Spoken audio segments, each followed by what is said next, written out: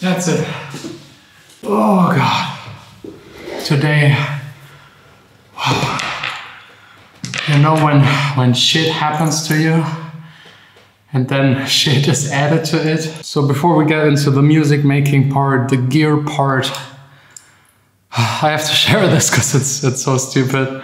Like, I went for a run, like 4 or 5 kilometers maybe, back here to the studio, and I just took the keys with me, one for downstairs, one for upstairs, and the downstairs one fits, the upstairs one, I took the wrong one. You see, that's my key actually to home, not to the studio. That's the one to the studio, and they look pretty much the same. I then had to run 4 more kilometers to my girlfriend's office where she's working to pick up the second key for home, to actually get inside home and get the second key back here to the studio to get in here, and run twice as long as actually intended.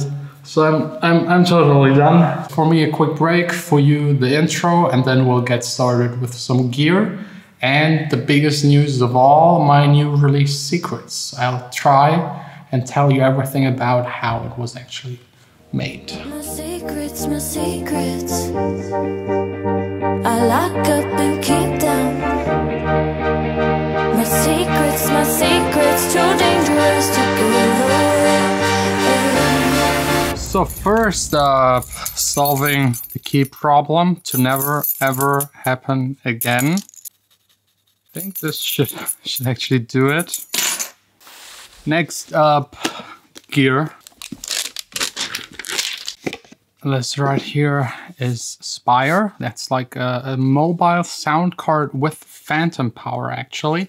You can attach 2 mics. And the main reason I got it is since the album is finished, at least the writing part of it, I was thinking about starting the next sessions for further upcoming songs.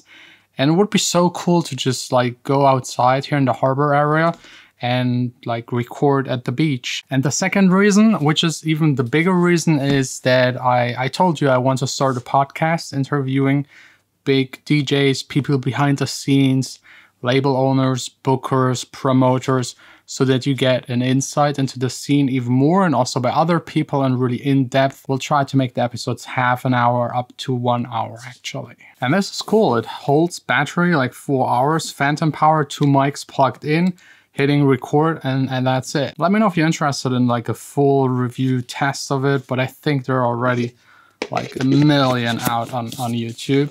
So let's actually get to the part that makes me like really excited. Already the entire day, the entire week, the entire month. It's time for my single, Secrets. It is out now by the time you're watching this. First link in the description if you want to listen to it in full. There are 2 versions available. One is the club version that is a little bit longer and has like an epic drop just to kick and bass. And the other one is like the radio vocal version for Spotify. It's shorter, it starts faster, there's no intro, no outro, and it's a little softer. So if you want to do me like a favor, a little one, actually like a big one, then yeah, please click on the link, listen to the song, listen to it in full. Don't just listen to it short, like the full entire song. This is definitely a big way how you could support me, the channel, and just make me happy, because I want this song to succeed as much as possible. I think it's the best one so far that I've made and released. There are a couple more part of the album that are even better, but this is so far the best that is public. And usually on a release day, I would actually just like sit here in front of my computer, record the screen, and show you each and every individual track, but I won't do it because I have an idea that is even better, and that will actually happen tomorrow. I will give you like parts of the song for yourself to check out, so that you don't have to watch me in my DAW do stuff. You'll be able to get your hands on that song, like it's just out now, and you'll get the parts to it. So for today, it's mostly about how this song was actually made and the story behind it, because I think that's maybe something I haven't done yet on the channel.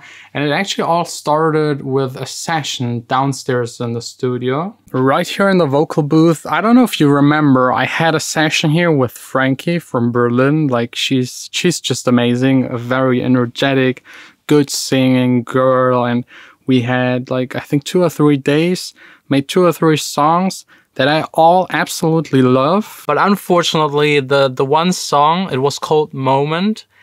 I really loved it and I started working on it first. But then working on it, I eventually started changing the instrumental more and more and more and more and more, to a point where I absolutely loved it. But unfortunately, the vocal didn't fit anymore to the instrumental at all. It just, there was no way to make it work. So the best option, the only option actually, was getting new vocals.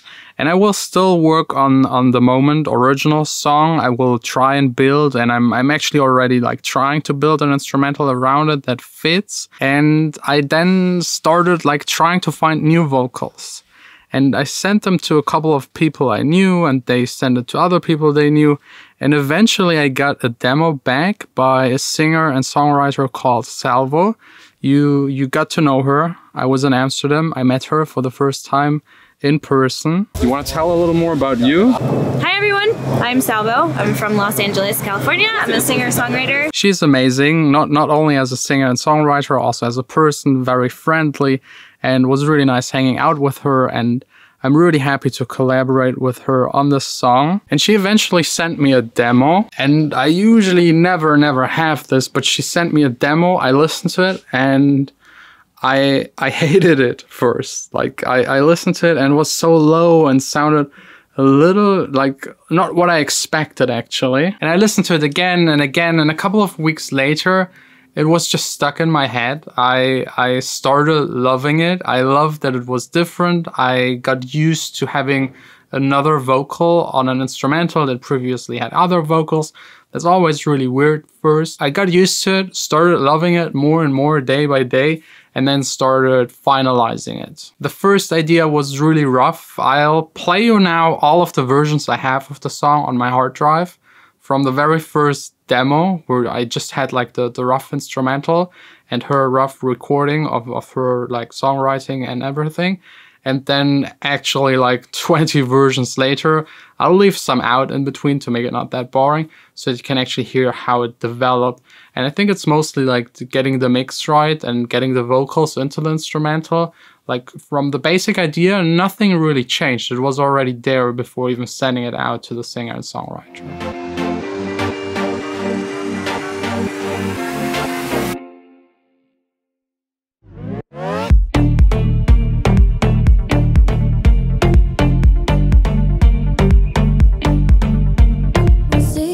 My secrets, I lock up and keep them.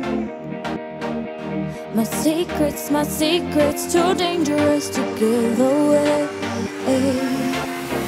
In my mind they'll stay.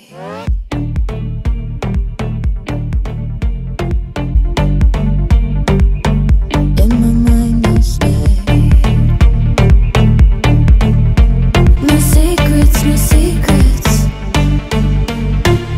So yeah, I'm extremely happy with it. I hope you also like it. It's a little more club than usually, and I like it. It's for me a little bit back to the roots, progressive, pluggy synths, but like in a cool way, not in a like big room, super festival, in your face kind of vibe. And that's exactly the music that I love to DJ the most. Every time I DJ and I play my favorite tunes, they're usually a little similar, like dark, deep house with those progressive pluggy synth elements. So this concludes basically the very short story of Secrets. A little detour, but finally I ended up with something I'm really happy. It's the first single of the album. It's like leading all of the other songs, and yeah, I'm happy. Like there's hopefully no mistake in the song in it. If you want to, go to Spotify, listen to it in full and try to find something. I think there's like everything in there is at least intentional. I listened to it like a million times before sending it out to the mastering engineer. Another fun side story, I went there, he mastered it, and the next day I listened to it again and I hated the master. Not because he screwed up, but I had like one track in the song, like just like a noise vinyl kind of thing that was like partially in the song in there to just like give it a little bit of ambient and fill it up and make it more interesting. But due to the compression and due to him boosting a couple of frequencies that were exactly the same as the noise, it came out like crazy out of the song. Like I'm talking like it didn't sound like some intentional background noise, it just sounded like a mistake. So I luckily bounced it out the very next morning early and could send him another version with that track -6 dB, and he still didn't move like all of the potties and faders in his studio. So it wasn't that much work for him, and I just paid a tiny bit extra, which is definitely worth it. Like as a music producer, your task is to make sure that the final product is delivered in the way you intend it to be delivered. And you have to do everything possible to get there. Like really, just whatever it takes, do it, because you'll hate yourself for being lazy and leaving things in there that you know you should actually fix, and then you don't fix them and just think no one will hear it. But you will always hear it, and whenever you hear your song, you will always just think about that you were lazy and stupid, and that's like the worst feeling ever. With this song, absolutely not. It's on point. I think that's the best I can deliver at the moment. Hello. Ready to celebrate? Yes. What? In 5.5 hours. Yeah. It's a bank holiday in Germany. Yay! Yeah, it's like Halloween, and like some people celebrate, we don't. Maybe. You're boring. Maybe. Midnight, my release, Secrets, will be out. Are you celebrating with me? Of course, yeah. Okay, perfect. This means no activities tonight. I don't know what activities you mean by that.